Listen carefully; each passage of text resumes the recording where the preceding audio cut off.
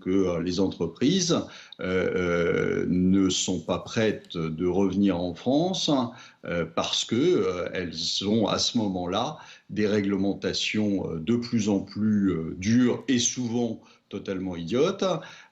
Et en plus, elles ont la contrainte d'une monnaie sur laquelle elles ne peuvent pas agir.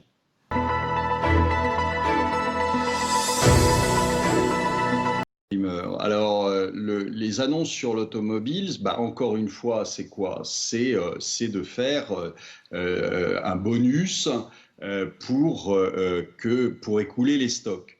Alors, on sait très bien que ces bonus ne fonctionnent pas. Ça fait longtemps qu'on pratique ce genre de sport et on sait qu'on va avoir une petite hausse pendant quelques semaines des ventes et que ça va retomber comme un soufflet. Et puis, une fois que vous avez donc racheté ces voitures à bas prix, eh bien, vous ne changez pas pendant les 5 ou 6 ou 7 prochaines années. Donc, tout ça est encore un espèce de mirage est une mauvaise solution, on le sait, je vous dis, on l'a expérimenté X fois, et X fois on s'est aperçu que c'était pas la solution, mais on continue parce qu'on aime ça.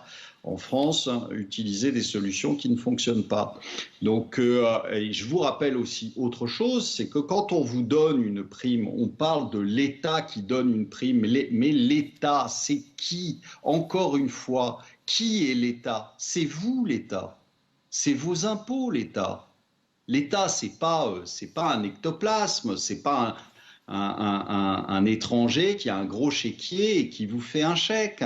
C'est vous, l'État.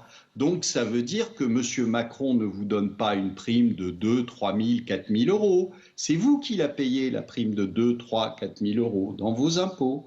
Donc, ne criez pas victoire en vous disant que ça y est, demain, vous avez gagné 2 000 euros. C'est pas vrai. C'est vous qui les payez.